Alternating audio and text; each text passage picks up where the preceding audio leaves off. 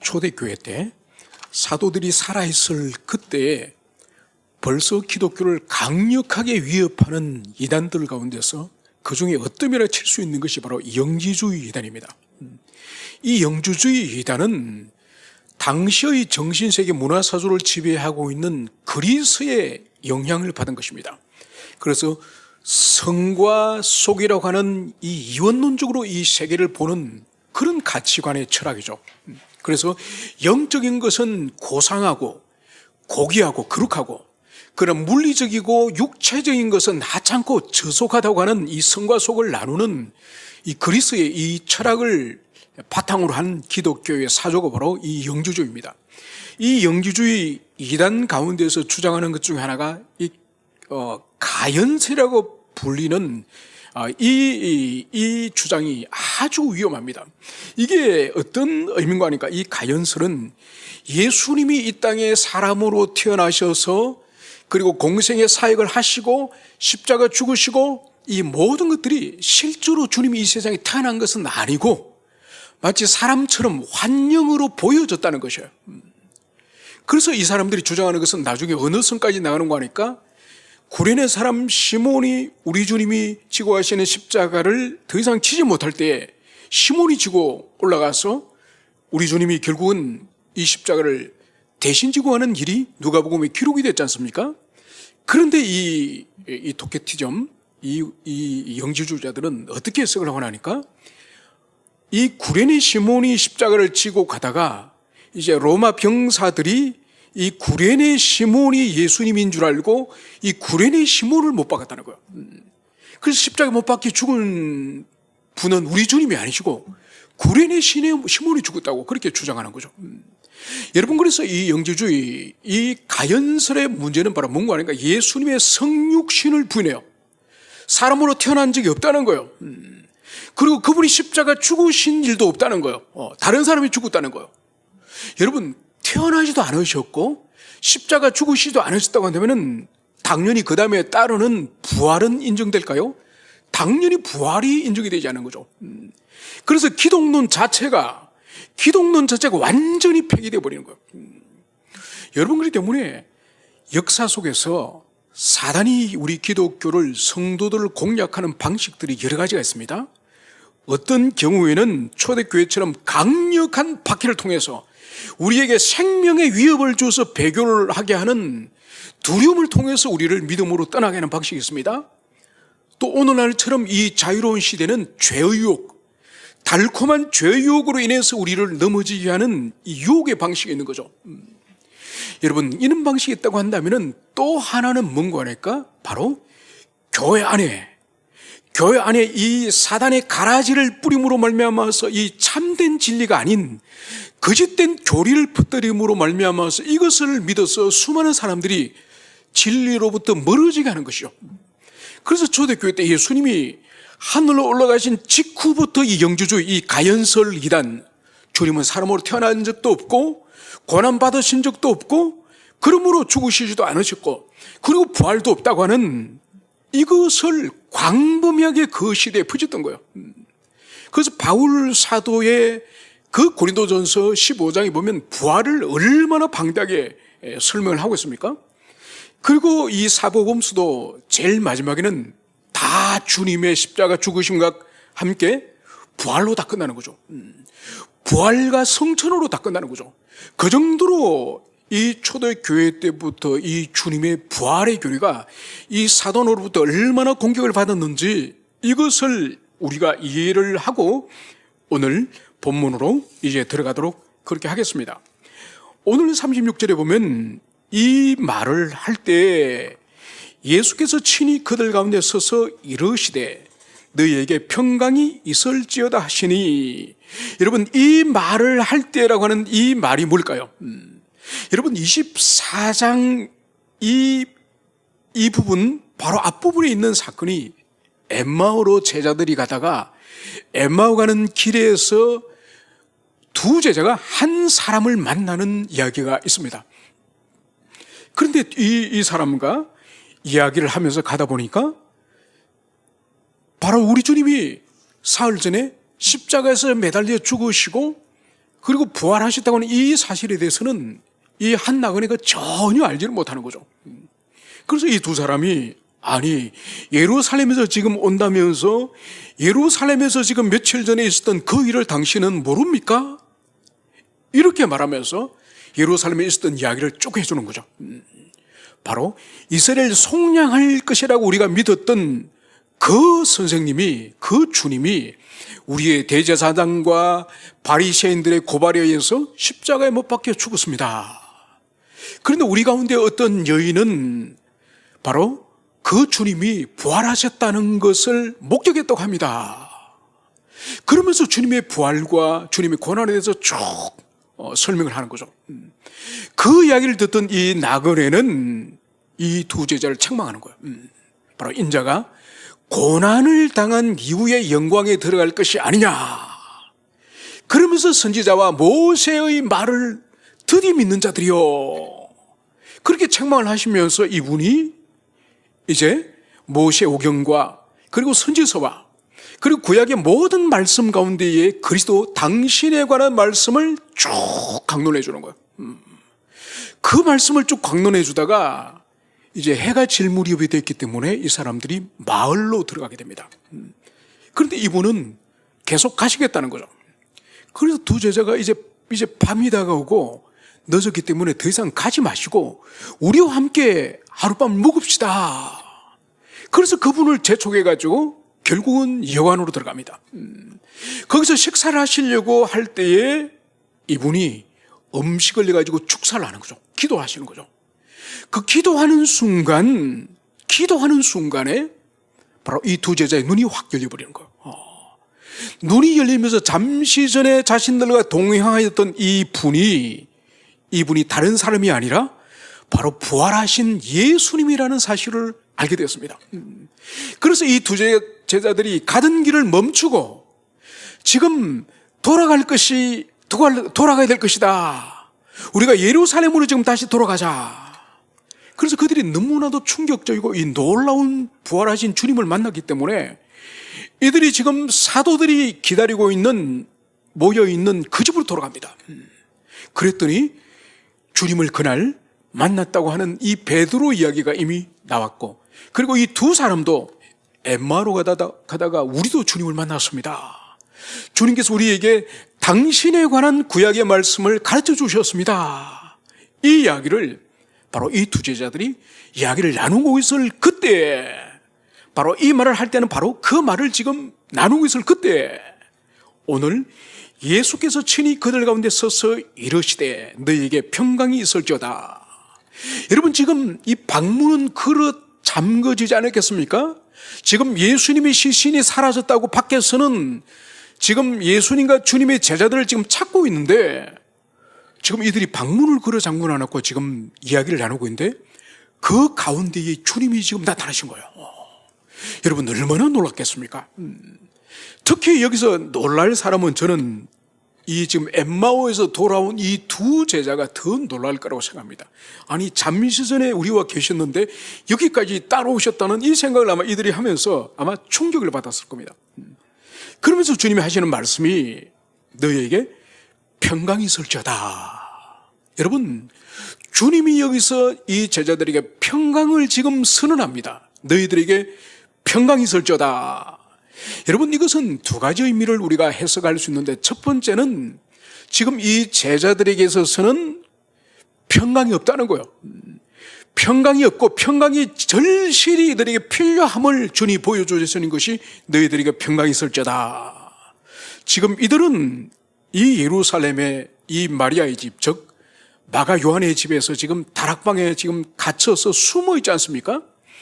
이들의 마음에는 자신들도 혹시 붙잡힐지 모르고 자신들이 우리 주님의 시신을 훔쳐간 그런 도적으로 오해를 받을 수 있다고 하는 그것 때문에 큰 두려움 속에서 지금 숨어 있는 거예요. 그래서 주님이 이들의 심령을 알기 때문에 너희들에게 평강이 있을지어다, 이 말씀을 하는 것을 첫째로 볼 수 있고, 두 번째로는 이 평강은 단순히 제자들의 두려움을 넘어서는 평강이 있음을 우리가 그것을 이해될 것입니다. 바로 뭔가 하니까 우리 주님이 죽으시고 부활하셔서 죄와 사망을 이제 이기신 이 사건은 이제 그리스도 예수를 믿는 모든 사람들이 아버지 하나님과 이제는 적대적인 관계, 아버지 하나님과 반감의 관계를 가지고 있던 모든 사람들이 이제 아버지 하나님과 이제는 샬롬, 화평의 관계를 이제 주님이 열어주셨지 않습니까? 그 길이 열렸음을 고백하는 것이 바로 주님이 너희들에게 이제 샬롬, 평강이 설져다. 그래서 모든 인류는 이제는 더 이상 이제는 하나님 아버지와 적대적이고 반감을 가지는 그런 관계가 아니라 그리스도 예수를 믿으면 누구나 하나님과 이제는 샬롬을 누릴 수 있는 그런 새 시대가 되었다는 의미가 바로 주님께서 너희에게 평강이 설져다 이 말씀을 하시는 것을 볼 수 있습니다. 여러분, 오늘날도 아직도 그리스도 예수를 모르는 사람, 마음에 우리 주님을 모시지 않는 사람은 모두 다 평강이 없는 사람이에요.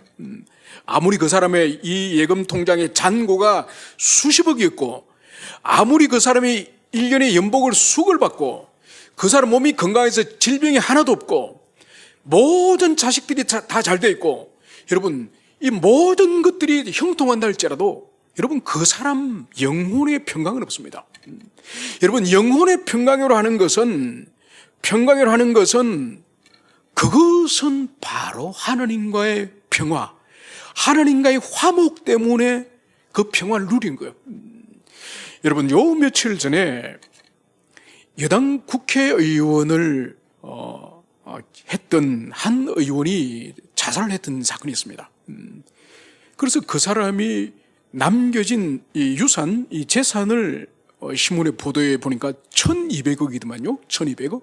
그리고 어떤 사람이 그런 말 하더만요. 아니 좀 자존심 좀 상하고 감옥에 좀 갔다 오면은 될 일이지. 그러면 1200억이 있는데 그걸 누리고 살면 되지 않을까?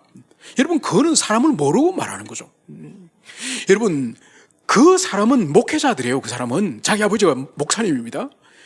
그 사람은 목회자 아들로 자랐지만은 하나님을 만나지 못했어요. 그러니까 자신이 죄를 지었으면은 그 죄에 대한 책임을 지고 응당의 벌을 받는 그것이 모든 시민의 정의지 않습니까? 그죠? 받아들여야 되는 거죠. 그리고 자신이 지금까지 하나님을 만나지 못해서 그런 악한 죄를 지었다고 한다면은 지금이라도 참여를 해야죠. 해결해야죠. 그런데 보세요. 1200억이 있으면 뭐합니까? 그 자신의 그 이미지와 자신의 명예가 짓밟힌 것을 견디다 못해 온 가족을 놔두고 자살해버리는 거죠. 여러분, 그렇기 때문에 그런 사람은 돈이 아무리 많아도, 아무리 세상에 권력을 쥔 적이 있고 학교 재단을 가지고 있다 할지라도 여러분, 평강이 없습니다. 그래서 이 샬롬 평강은 오직 하나님으로부터 주시는 선물이지, 이 세상에 자원을 많이 가지고 이 세상에 지위를 가진다고 해서 절대로 평강을 얻을 수 있는 것이 아니죠. 그래서 주님이 이제 오셔서 이제는 평강이 우리 인생들이 주어지는, 그리스도 예수를 영접함으로 말미암아 평강을 가질 수 있는 그런 시대가 시작되었음을 선포하는 것이 바로 너희에게 평강이 설져다, 이 말씀을 하는 것을 볼 수 있습니다. 그런데 오늘 이 주님의 이 평강의 선언에 대해서 오늘 제자들의 반응은 그들이 놀라고 무서워하여 그 모든 것을 영으로 생각하는지라. 여러분, 지금 사방이 밀폐된 이 공간 안에 주님이 문 밖에서 노크를 하면서 얘들아 문을 좀 열어다오, 내가 왔다, 이렇게 말씀을 하신 것도 아니고 갑자기 사람들이 지금 방 안에 있는데 어디서 슉 이렇게 나타나시니까 이 제자들의 눈에는 이분이 주님의 영으로 생각한 거예요. 그래서 이것은 실체를 가진 사람이 아니라 영으로 생각하여서 무서워했다. 여러분, 충분히 그럴 수 있지 않겠습니까? 사람의 몸을 가졌다고 한다면은 문을 노크를 하고 문을 누가 열어줘서 들어올 텐데 아무도 그러한 도움이 없이 주님이 바로 공간을 통과해서 들어오시니 이 제자들은 주님을 영으로 충분히 생각했을 수 있습니다. 그래서 주님께서 38절에서 이렇게 말씀하시는 거죠. 어찌하여 두려워하며 어찌하여 마음에 의심이 일어나느냐. 여러분, 주님이 두 번씩 어찌하여 여러분, 여기서 주님이 책망의 말씀을 여기서 하고 있습니다. 왜 책망을 하실까요? 왜 너희들이 나의 부활을 믿지 못하고 왜 너희들이 나의 부활을 의심하느냐, 이 말씀하시는 이유가 뭘까요? 이것은 첫째, 주님이 당신이 십자가 지시기 전에 이 누가복음에서만 하더라도 당신이 예루살렘에 올라가셔서 이제 제사장과 서기관들에게 고난을 당하시고 죽으실 것과 그리고 3일 만에 부활하실 것을 주님께서 누가복음에만 하더라도 3번씩이나 가르쳐 주셨어요. 3번씩이나 가르쳐 주셨고, 또 부활하신 이 당일날에도 막달라 마리아를 비롯해서 여인들이 천사들에게 이미 메시지를 받지 않았습니까? 속히 달려가서 너희 주님의 제자들, 주님의 형제들에게 갈릴리에서 내가 만나겠다고 하라. 그래서 이 천사들의 메시지를 가져왔고, 그리고 또 집으로 달려가다가 누구를 직접 만났습니까? 우리 예수님을 직접 만났죠. 그래서 너무 반가워서 막달라 마리아가 우리 주님의 이 다리를 왈칵 붙잡아버렸죠. 그래서 주님께서도 똑같은 말씀하셨죠. 갈릴리에서 내가 만나겠다 하라. 그래서 이 여인들이 돌아와서 천사들의 메시지와 우리 주님의 메시지를 이들에게 전했습니다. 그래서 살아계실 때 말씀으로 가르쳐 주셨고, 그리고 그날 여인들이 와서 주님을 배웠다고 하는 이것을 직접 간증을 하였고, 그런데도 이들이 주님을 믿지 않고 의심을 하고 지금 두려워하니 주님께서 어찌하여 이러면서 이 제자들을 책망하는 것을 여기서 볼 수 있습니다. 여러분, 그러면서 주님께서는 단순히 책망으로 끝나지 않고 오늘 39절에서 보면 주님이 제자들에게 부활의 신앙, 이 부활의 믿음을 심어주기 위해서 어떤 노력을 하시는지를 여기서 보여주고 있습니다. 내 손과 발을 보고 나인 줄 알라. 나를 만져보라. 영은 살과 뼈가 없어되 너희 보는 바와 같이 나는 있느니라. 오늘 주님께서는 이 제자들이 믿지 못하고 의심하고 두려워하니 주님이 어떻게 합니까? 이제 손을 보여주고 이 발을 보여주시면서 너희들이 내 손과 발을 봐라. 여러분, 주님의 손과 발에 뭐가 있습니까? 여러분, 못 구멍이 뚫려 있는 것이 거기 있는 거죠. 여러분, 요한복음에 가면은 오늘 이 자리에 누가 부재하는 거 아니까? 이 자리에 한 제자가 부재합니다. 있지가 않습니다. 도마가 이 자리에 없었어요. 그래서 이 자리에 없었을 때에, 도마가 없을 때에 다른 제자들이 보고 주님 오셔서 부활하셔서, 그러니까 도마가 무슨 말을 했죠? 나는 주님을 내 눈으로 보기 전에 주님의 부활한 것을 믿을 수 없어. 그리고 주님의 옆구리에 창자국 난 것을 내가 보기 전에는 부활을 믿을 수 없어. 그렇게 도마가 말하지 않습니까? 그러면서 제자들에게 두 번째 나타났을 때에 주님이 어떻게 하셨죠? 오늘 여기서는 손과 발에 있는 이 못자국을 보여주셨지만은 요한복음에서는 주님이 윗도리를 끌어올리시고 옆구리에 구멍 뚫린 이 상처, 이 창자국을 보여주십니다. 그러면서 도마의 손을 붙들고 손가락을 당신의 구멍 뚫린 옆구리 상처 속으로 쑥 집어넣어요. 그러면서 네가 확인하고 네가 나를 믿어라. 네가 믿음 없는 자가 되지 말고 네가 믿어라. 그러니까 도마가 어떻게 합니까? 나의 주, 나의 하나님이여. 이런 놀라운 고백을 하지 않습니까? 그래서 주님이 이날 밤에도 손과 발을 보여주면서 이제 나인 줄 알아. 그리고 주님은 또 뭘 말씀하시는 거야? 나를 만져보라. 눈으로 확인하는 것을 넘어서서 너희들의 촉각으로, 너희들의 손으로 나의 몸 구석구석을 만져봐라. 이 말씀을 하시는 거죠. 그러면서 주님은 영이라고 두려워하는 이들을 향해서 이 말씀을 합니다. 영은 살과 뼈가 없으되 너희 보는 바와 같이 나는 있느니라. 그래서 손으로 만져보면 주님의 얼굴, 주님의 발, 주님의 머리카락, 여러분 손으로 만져보면 이 감각으로 다 느껴질 거지 않습니까? 그래서 주님이 영은 살과 뼈가 없으되 너희들이 만져보는 바 나는 살과 뼈가 있지 않느냐. 그러면서 40절에 손과 발을 보이시나. 그러면서 손과 발을 보이십니다. 그런데 오늘 41절 보면 그들이 너무 기쁨으로 아직도 믿지 못하고 놀랍게 여길 때에, 여러분 이렇게까지 해도 이 제자들이 믿지를 못하는 거죠. 그러면서 주님이 이제 마지막으로 무슨 말씀하시냐, 여기 무슨 먹을 것이 있느냐 하시니, 음식을 좀 가져오라는 거예요. 여기 먹을 음식이 있느냐. 그러니까 이 제자들이 이에 구운 생선 한 토막을 드리니 받아사 그 앞에서 잡수시더라. 여러분, 주님은 지금 당신이 부활하였음을 의심하고 아직 확신을 가지 못한 이들을 어떻게 하면 믿게 하려고 주님께서는 이 못자국을 보여주시고, 그리고 당신의 이 몸을 직접 손으로 만져볼 것을 이제 권면하고, 마지막에 어떻게 합니까?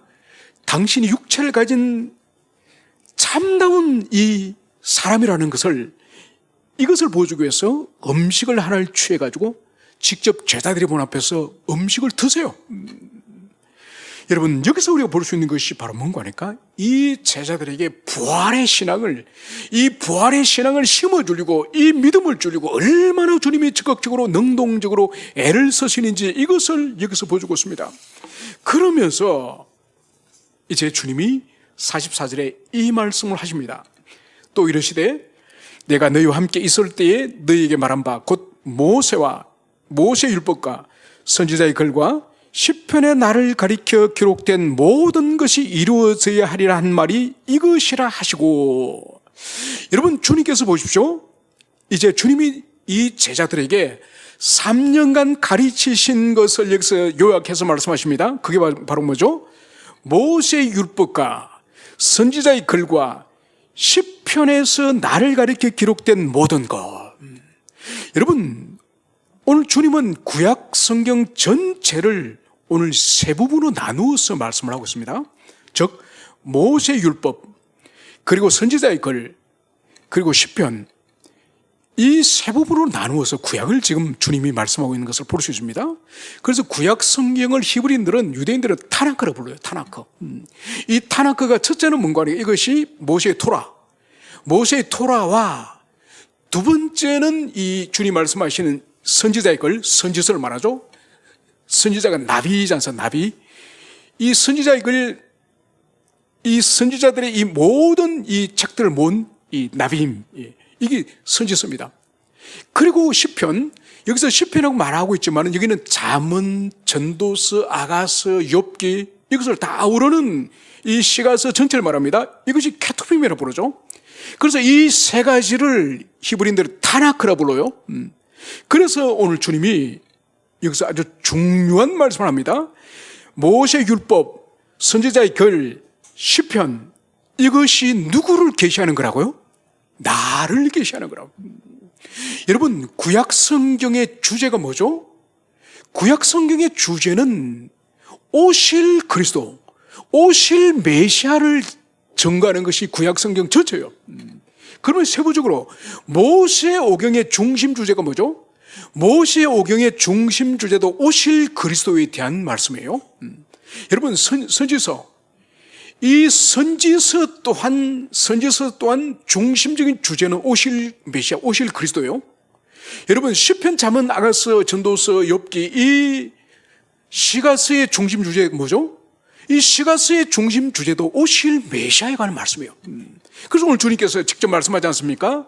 모세 율법, 선지자의 글, 시편, 바로 나를 가리켜 기록된 이 모든 말씀이 이루어져야 하리라.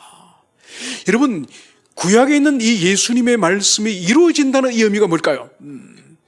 여러분, 구약에 오실 예수님이 궁극적으로 이루시는 것은 바로 그분이 이 땅에 태어나시고, 그분이 고난을 당하시고, 그분이 십자가 죽으시고, 그분이 부활하시는 이것이 구약 전체가 가리키는 방향성이에요.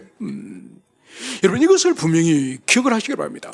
그래서 구약에 39권의 성경이 있지만은 그 개별적인 저자와 주제들이 개별적으로 있지만은 큰 방향성은 39권 구약 전체가 계시하는 것은 바로 오실 그리스도, 그분이 이 땅에 사람으로 오시고, 그분이 고난당하셔서 죽으시고, 그분이 부활하시고, 그분이 하늘에 올라가시는 이것이 바로 구약 전체가 오실 그리스도에 대한 방향이다. 이것을 여러분들이 가슴 깊이 새기시길 바랍니다. 그래서 주님이 그러시죠, 그죠? 기록된 모든 것이 이루어져야 하리라 한 말이 이것이라.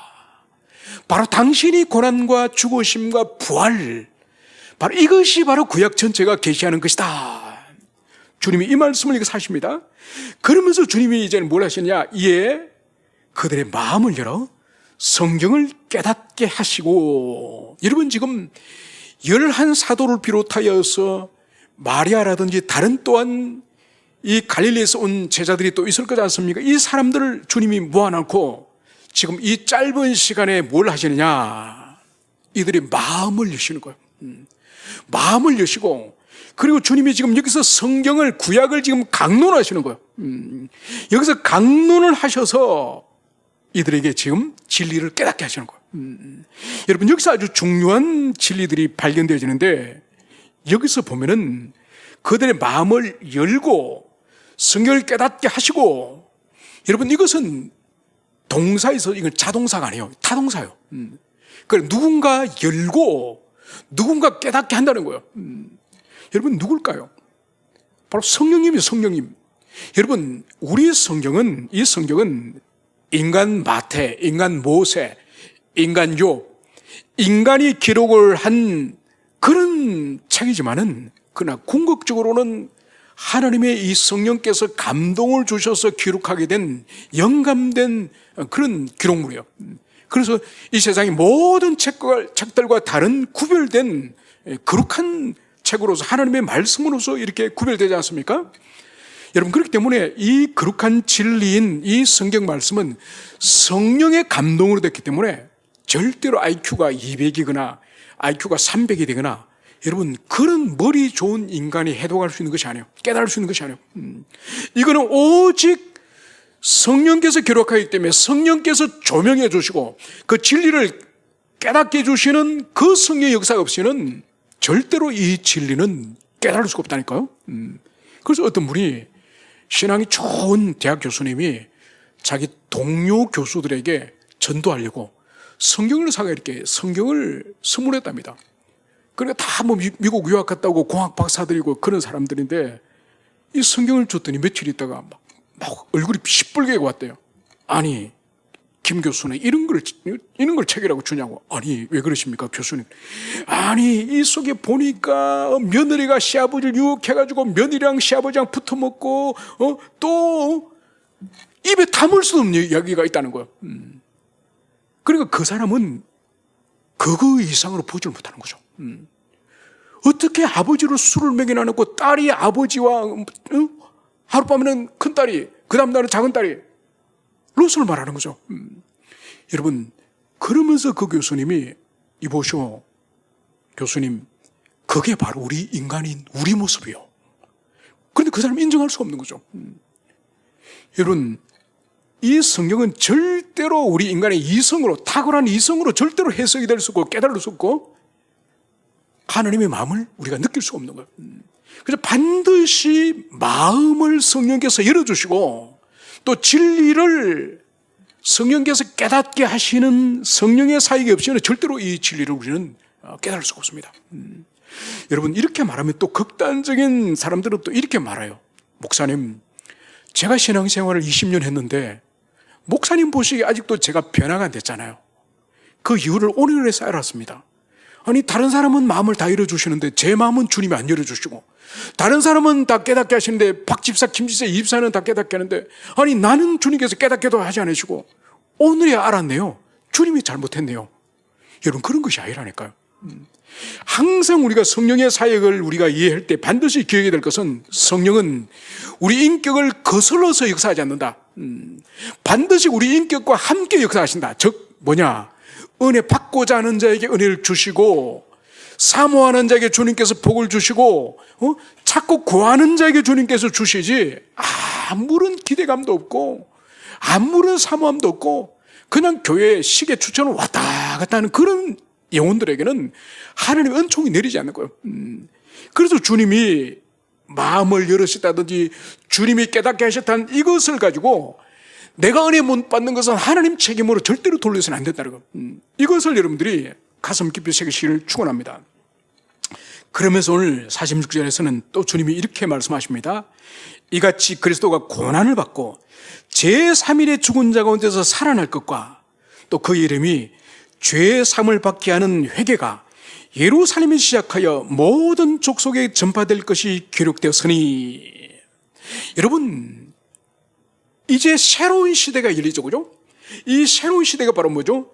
지금까지 죄의 사함은 짐승을 죽여서 짐승의 피를 뿌리는 피제사를 통해서 죄의 사함을 받았다고 한다면은, 이제 그리스도 당신께서 죽으시고 부활하심으로 말미암아서 이 죄와 사망의 권능을 이겼기 때문에 이제는 짐승의 피뿌림이 아니라 우리 주님의 이름을 믿는, 그 이름을 믿는 믿음으로 바로 죄의 사함을 받는 그런 회개가 이제 예루살렘으로부터 어디까지?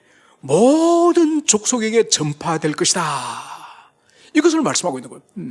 그래서 이제는 완전 새로운 시대가 열리게 될 것을, 이것을 여기서 볼 수 있는 거죠.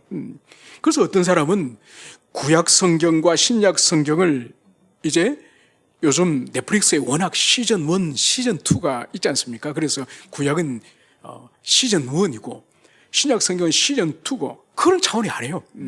완전히 다른 차원이에요.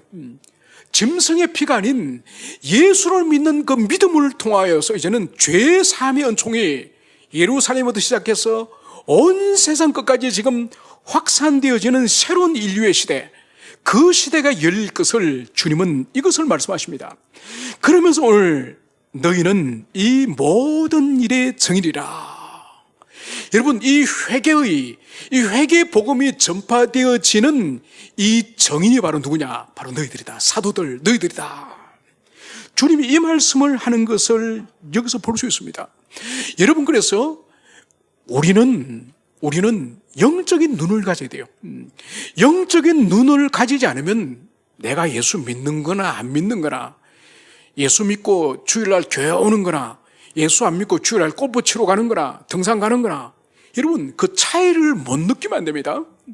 바로 뭔가니까 2000년 전 예수님이 십자가 죽으시고 부활하심으로 말미암아서 이제 예수 이름을 통해서 그 긴 인류의 역사 동안에 하나님을 떠나고 하나님을 적대시하고 그 원수처럼 여겼던 인류가 하나님과 다시 샬롬의 길이 열리는 것이 바로 우리 주님의 죽으신 거 부활이지 않습니까?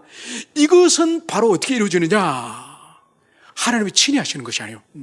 한 사람 한 사람을 붙들고 복음을 증감으로 그 사람이 그리스도 예수를 영접함을 통해서 이 미련한 이 전도라고 하는 이 방식을 통해서 한 사람 한 사람이 하나님께로 돌아오는 거예요. 그래서 인류를 하나님 앞으로 인도하는 이 새로운 방식이 바로 정인의 삶, 이 복음을 증거하고 십자가를 증거하고 부활을 증거하는 이 정인의 삶을 통해서 인류가 하나님께로 돌아옴을, 이것을 주님이 여기서 말씀하시는 거예요. 여러분, 한편으로 생각할 때는 예수님이 참 미련하시다. 한 사람 한 사람 붙들고, 여러분 지나가는 사람이나 지인에게 밥 한 그릇 사주고라도 전도할 때는 5분만 들어달라 그러면 여러분 들어주면 안 들어줍니다. 안 들어줘요. 여러분, 그런데 보세요.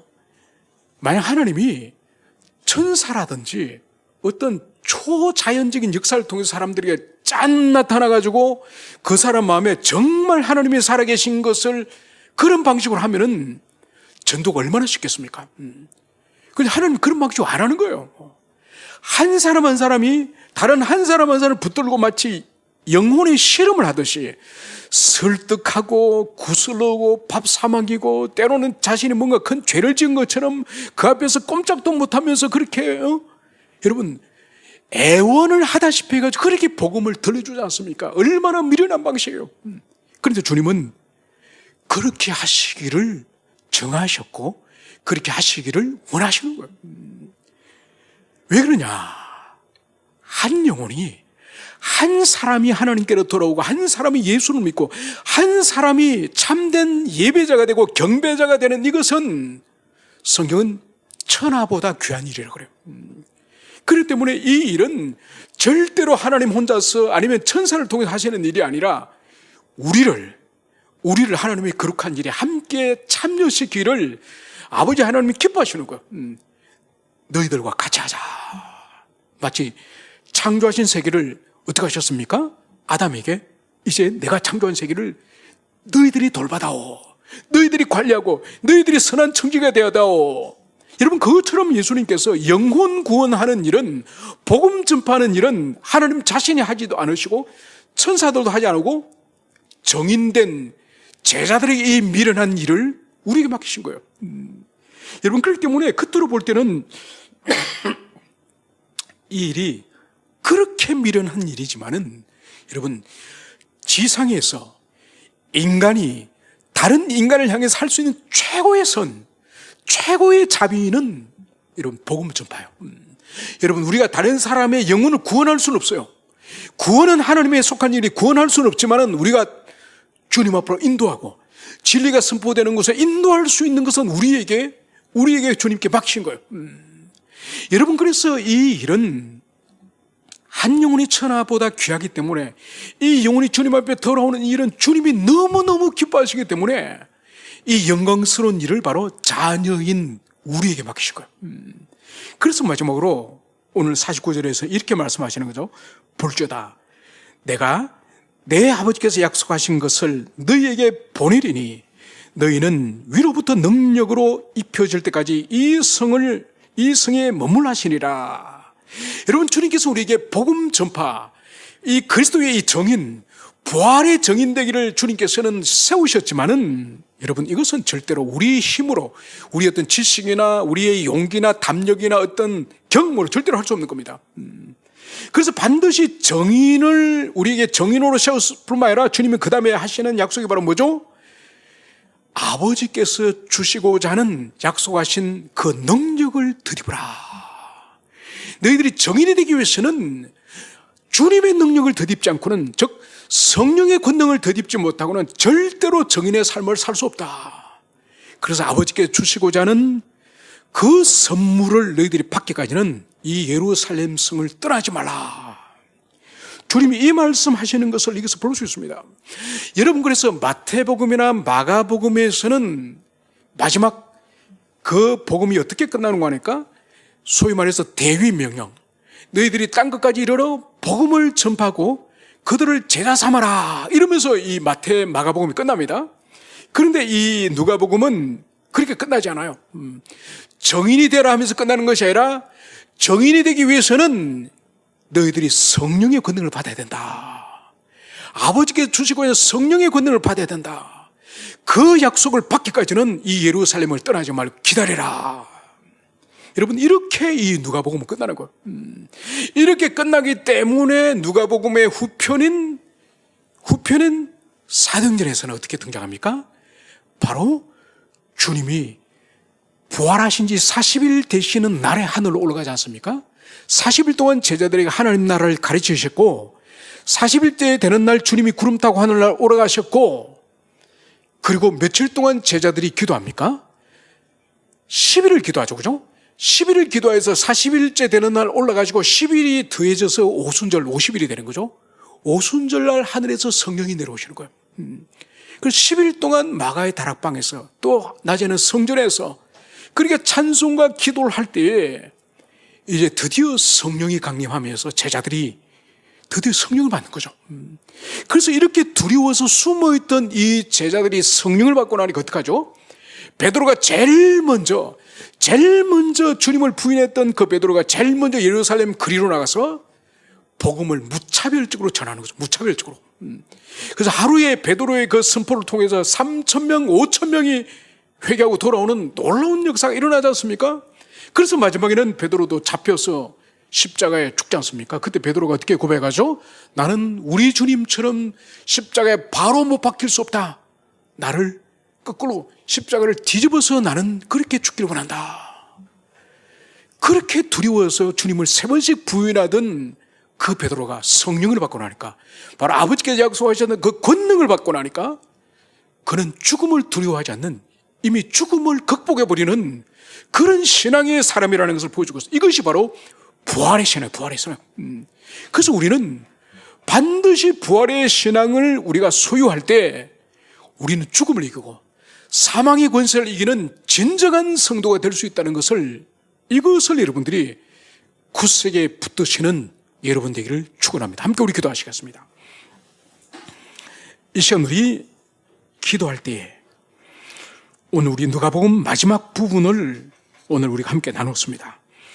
오늘 주님께서는 두려워서 숨어있는 그 제자들 공동체 주님은 오늘 나타나셔서 제자들에게 샬롬을 선포하시면서 그리고 모세의 오경과 선지서와 시가서에 있는 당신에 관한 모든 말씀을 오늘 제자들에게 깨닫게 하시고 그리고 주님께서는 이 제자들에게 부활의 증인이 될 것을 당부하십니다.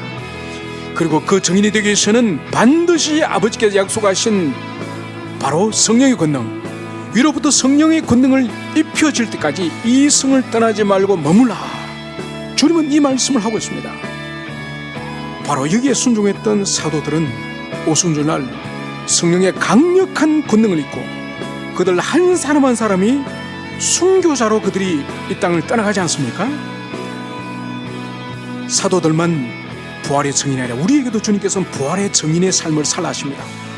왜냐하면 이 세상에 영혼들이 돌아오게 하는 방식은 하나님께서 우리를 사용하시기를 원하시기 때문에 우리 주변에 그리스도를 모르는 사람이 있으면 우리가 복음을 전합시다.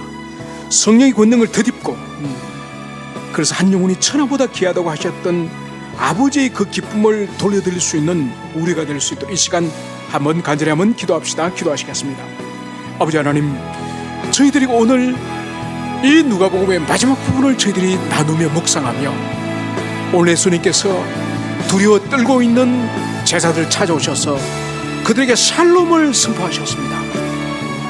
그리고 그들에게 성경 진리 말씀을 마음을 열어서 깨닫게 하시고 그리고 모세 율법과 선지서와 시가서의 모든 우리 주님을 향한 그 말씀이 이루어져야 될 것임을 말씀하면서 그것이 바로 주님의 죽으심과 부활이라는 것을 오늘 주님께서는 가르쳐주고 있습니다. 그러면서 이 부활을 경험한 너희들이 부활의 증인이 될 것을 오늘 주님께서는 제자들에게 당부하셨습니다. 그러나 부활의 증인은 아버지께 주시는 권능, 즉 성령의 권능을 덧입지 않고는 아무도 할 수 없음을 주님께서 말씀하시면서 바로 그 권능을 덧입기까지는 이 성을 떠나지 말 것을 주님께서는 말씀하셨습니다. 아버지 하나님, 바로 부활의 증인은 주님의 제자들뿐만 아니라 지금 이 시대를 살아가고 있는 우리 성도들, 우리 자신 한 명 한 명도 주님의 증인으로 불러옴을 받았습니다. 주님, 저희들 한 사람 한 사람에게 주님 십자가의 깊은 은혜가 우리 생명 가운데 역사하게 하시고 우리가 이 누가복음을 끝내면서 복음이 다시 한번 우리 심령에 경험될 수 있도록 주님여 도와주시옵소서. 우리가 복음을 부끄러워하지 않고 복음을 자랑스러워하며 그리스도가 없는 영혼을 불쌍히 여길 수 있는 그 마음을 우리가 가질 수 있도록 원합니다. 주님이여, 그래서 주님의 마음을 가지고 주님 아직도 주님을 모르는 영혼들에게 힘있게 복음을 전가하고 그들을 주님 앞에 인도할 수 있도록 주님이여 은총을 베풀어 주시기를 간절히 기도드립니다. 그러기 위해서는 우리 모두가 주님 성령님을 의지하며 성령의 권능을 받을 수 있도록 하나님이여 역사해 주시기를 간절히 기도드립니다. 그래서 우리로 하여금 아버지여 주님의 그 크신 사랑을 깊이 경험하는 주님 우리가 될 수 있도록 주여 역사하여 주시옵소서. 참으로 감사를 드리며 그렇게 하신 예수님 이름으로 기도합니다. 아멘. 이제는 우리 주 예수 그리스도의 은총과 아버지 하나님의 끝없는 사랑과 성령 하나님의 교통하심이 이제로부터 정인의 삶을 살기를 작정하며 성령의 권능을 의지하기를 작정하는 의왕 주님에게 모든 성도들과 가정에서 예배하는 모든 교우들 가운데 이제로부터 영원히 함께 있을지어다. 아멘.